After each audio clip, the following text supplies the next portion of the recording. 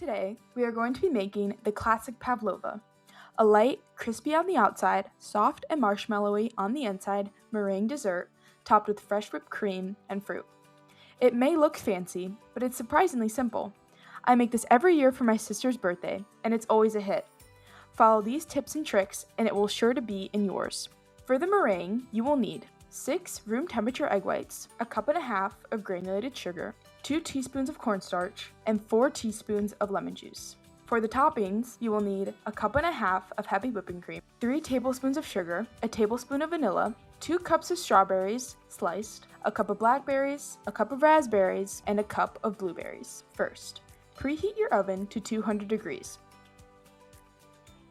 Then, separate your egg whites carefully, making sure no yolk gets into the whites. Even a little yolk can prevent the meringue from whipping properly. Place the egg whites in a mixing bowl and beat on medium speed until frothy and soft peaks form. Then, reduce the speed and slowly add in the sugar over around 2 minutes. Stop occasionally to scrape the bowl. Then, increase to high speed and beat until stiff, glossy peaks form. To check if the sugar is dissolved, rub a little meringue in between your fingers. It should feel smooth and not grainy. Gently fold in the lemon juice and cornstarch. Then, line a baking sheet with parchment paper.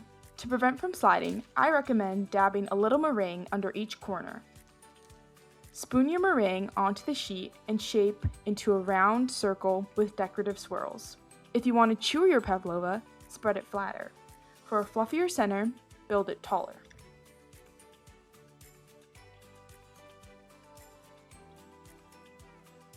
Bake for around 2.5 hours. Do not open the oven. This can cause cracking or deflating. When the time is up, turn off the oven and slightly crack open the door. Let the pavlova cool slowly inside for several hours or overnight. To make your topping, whip the heavy cream and gradually add sugar and then your vanilla. Beat until soft peaks form. This process should take around 2 to 5 minutes. Once your pavlova is fully cooled, carefully remove it from the parchment and place onto your serving plate. Gently create a small divot in the center with the back of a spoon. Then, spoon in your whipped cream and top with your fresh berries.